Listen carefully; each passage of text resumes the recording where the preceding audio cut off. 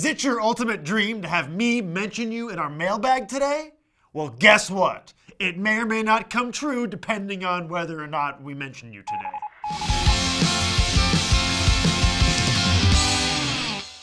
What's up, guys? I am Noah Gluten, and as we've already established here on the show, that is my real name, and I'm also aware that my last name sounds a lot like the word gluten.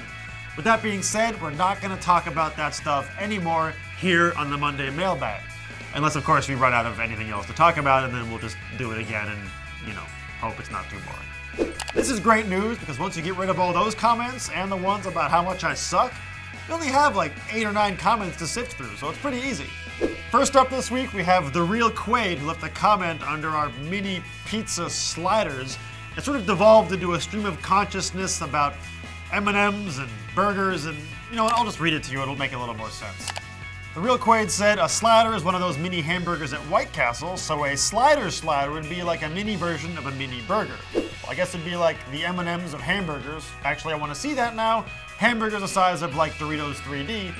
You remember those? To answer your question, yeah, I kind of do remember Doritos 3D, and I also remember that they're not around anymore, which means it was probably a bad idea in the first place, so little mini Dorito burger things let's just not do that. I got pretty excited when I saw this comment because I thought maybe it was written by Dennis Quaid, even though he spelled his name wrong. But now I'm realizing that it's probably Randy Quaid, which really bummed me out until I realized that Randy Quaid was in Quick Change, which is awesome. Andrew B thinks that McDonald's needs to take after Pizza Hut and start making Big Mac McBites. So, I think you and The Real Quaid should hang out and have little mini burger parties together. And that's not a euphemism for butt sex. Also under our Big Pizza Sliders news break, Afat Baflaco, a person of few words, had this to say. Garbage, too expensive, no flavor. Now I misread that and thought they were saying that garbage was really expensive and didn't taste like anything, which is dead wrong because garbage is really cheap and has tons of flavor. It just is flavored like garbage. But what I actually think he or she is saying is that the Pizza Hut sliders taste like garbage, are too expensive and have no flavor. To which I say I have no idea because I don't go to Pizza Hut. Meanwhile, Mexican619 points out that, hey, at least they're not Pizzone sliders. And this gets me a little upset. Not the comment, just the fact that A, Pizzones ever existed, and B, that they thought there was a need to make a fusion between a pizza and a calzone. A Pizzone is it's a f***ing calzone. Can we just let it be a calzone? Why do you have to trademark everything and add an apostrophe in the middle? And you know what? I'm getting upset and we need to just let it go and drop. Do we have more comments? Let's go to the next comment. When we did our Fish McBites taste test, we got a comment from John Sukrosky, who came in to defend McDonald's, saying that we were basically fake squirming when we ate them and that we're just elitist assholes for saying it doesn't taste good. Does that make me an elitist? Maybe. I have the luxury of not needing to eat McDonald's and able to eat other things when I want to eat unhealthy snacks. Now, personally, I started to feel pretty sick after I had those, and I have a large goiter attached to the side of my hip that's in the shape of 15 Fish McBites, so I'm personally just trying to lay out as much as I can.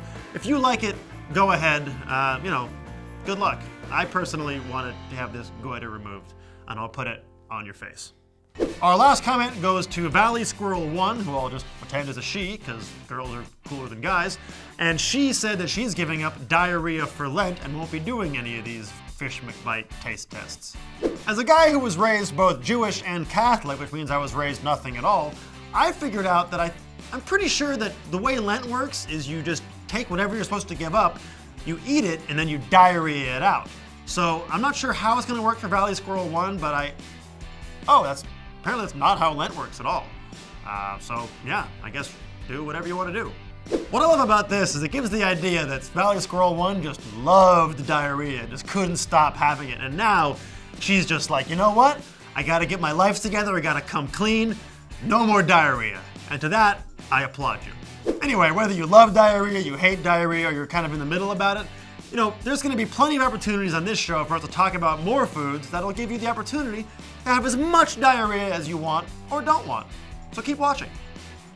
I'm Noah Gluten. Subscribe to Taste It so you don't miss any more of our weekly Monday mailbags. Diarrhea.